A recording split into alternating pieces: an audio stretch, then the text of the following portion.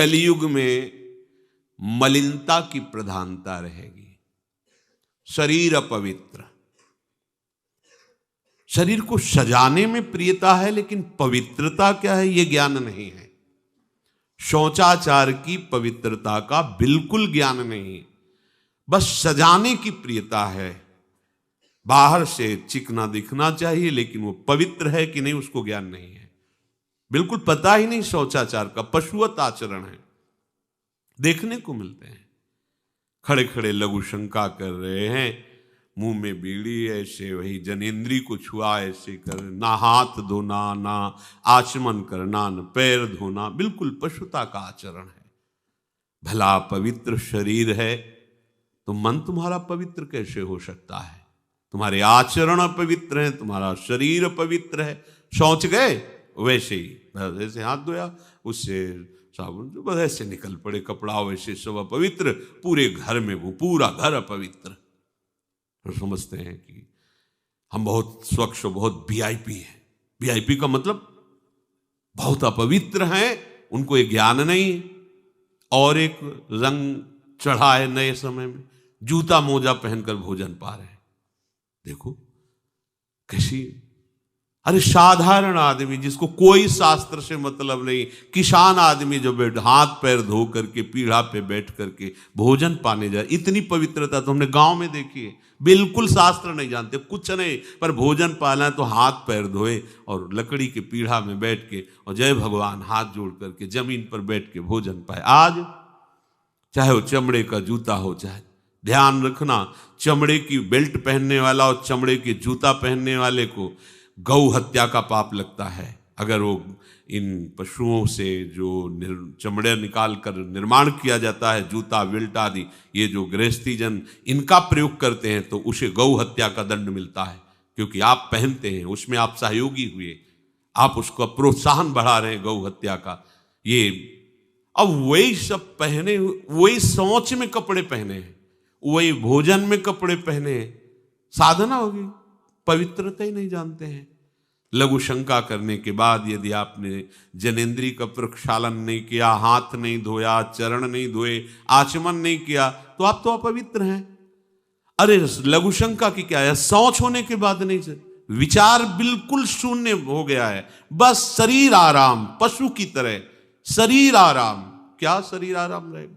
जब तुम्हारा शरीर अपवित्र है तो आचरण अपवित्र होंगे, तो पाप बनेगा, पाप से तुम्हें शरीर को दुख भोगना पड़ेगा। बिल्कुल समझ खत्म होती चली जा रही।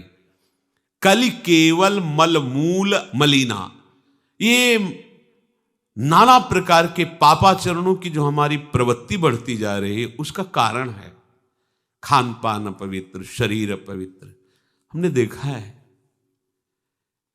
वो आपको मजाक सा लगेगा, भोजन पाने के समय घर के जितने भी वयस्क जन होते थे, जब कच्चा भोजन पाया जाता था तो ऊपर के वस्त्र उतार देते थे, एक धोती नीचे पहने हुए ऐसे पाते देखा। बाद में विचार कितनी पवित्रता, क्योंकि वो कपड़े पहनकर बाहर कार्यों और ऐसे जल लेकर के ऐसे आचमन कर हाथ जोड़कर थोड़ी देर, किसान आदमी, वो कोई साधु महात्मा नहीं, कोई वैष्णव नहीं, किसान आदमी की बात कर रहे हैं। हाथ में जय बोल करके प्रभु की फिर प्रसाद पाए, जय हो भगवान आपकी। आज परोसने में अगर कहीं रोटी छू गई परोसने वाले को तो डांट लगती थी, पूरी रसोई जूठी करेगी, रखे यही थाल, हाथ धो, दूसरी थाल मिला।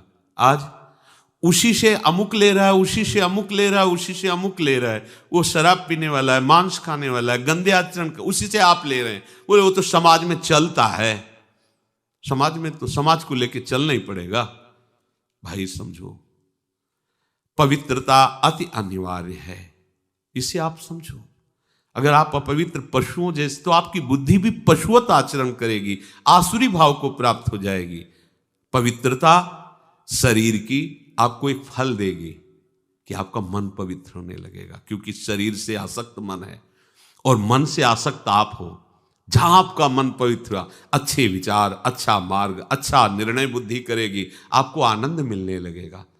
ऐसे नहीं है कि आप जैसे पशुवत आचरण करें। बड़ी अपवित्रता बढ़ रही है, अपवित्रता को तो कोई समझ ही नहीं रहा इस विषय को। कैसे कैसे हमको तो ऐसा भी किन्होंने बताया कि कहीं कहीं ऐसा भी है कि शौच में पानी का ही प्रयोग नहीं होता हो है। हाँ, टिश्यू पेपर कह रहे हो विचार करो यार, मतलब कहाँ पहुंच रहा है हमारा। ओ कहते वीआईपी लोग हैं, वाह है ये वीआईपी लोग। अरे बिना जल के कैसे प्रक्षालन हो जाएगा, कैसे आप पवित्र, कैसे? पर पवित्र होना किसको चाहिए, वो तो पशुवत आचरण है। कलि केवल मलमूल मलिना, पाप पयोनिधि जन मन मीना।